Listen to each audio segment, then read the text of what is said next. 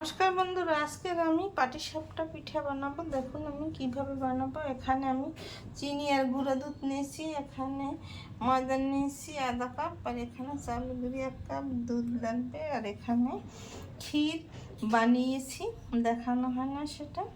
দুধ আর চিনি দিয়ে জাল দিলে এইভাবে ক্ষীর হয়ে যায় অনেক সময়।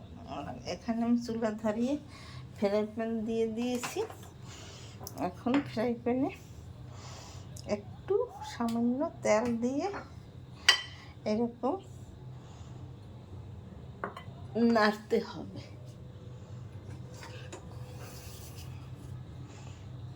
যে একটু গরম হওয়ার জন্য এইভাবে তেলটা লাগিয়ে দিলে একটু সময় গরম হবে, তার জন্য।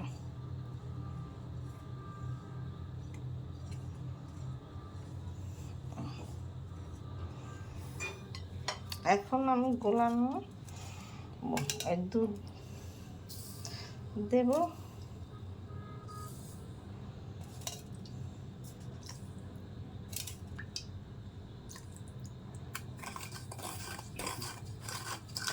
দুধ আর চিনি, গুঁড়ো দুধ আর চিনিটা গুলিয়ে নেব।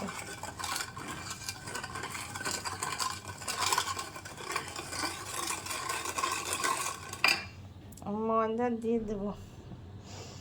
ডিম দিলে ভালো হয়, কিন্তু ডিমটা দেব না।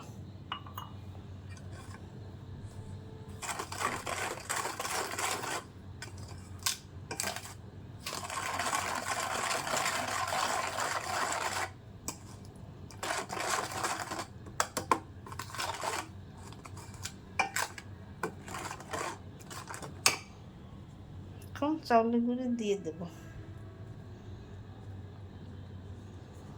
এইভাবে একসাথে করে নিতে হবে। আর একটু দুধ দেওয়া লাগবে। এখন একটু গুলে ভাজা দিয়ে দেব।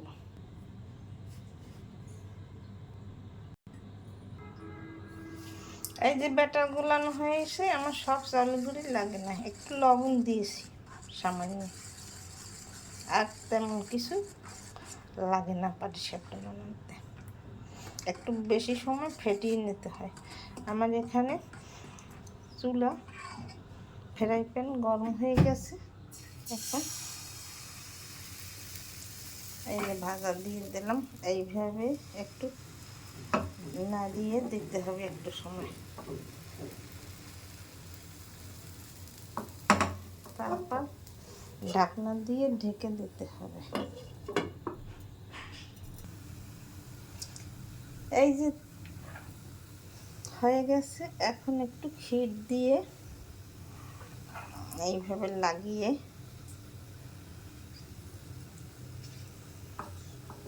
তারপর এটাকে বটে নিলেই পাটিসাপটা হয়ে যাবে।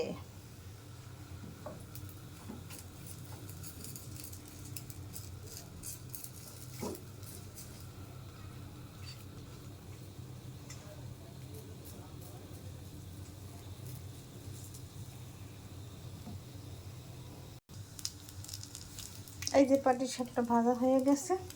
এইভাবে আমি সবগুলো ভেজে নেব।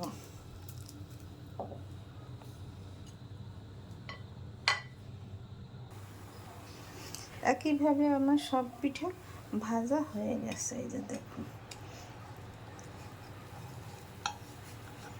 এখন এটাকে এই যে তুলে নেব।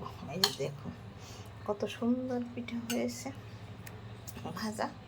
দেখুন এইভাবে পাটিসাপটা পিঠা ভেজে আপনারা খেয়ে দেখবেন, খেতে খুব সুস্বাদু লাগবে। কার কার খেতে মন চায় চলে আসুন আমার বাসায়, খেয়ে যাবেন। দেখুন দেখতে কত সুন্দর হয়েছে, খেতে খুব দুর্দান্ত স্বাদ হবে। এভাবে আপনার ঘরে তৈরি করে খেয়ে দেখবেন। আমার ভিডিও ভালো লাগলে লাইক কমেন্ট শেয়ার দিয়ে পাশে থাকবেন। ধন্যবাদ। Thank you.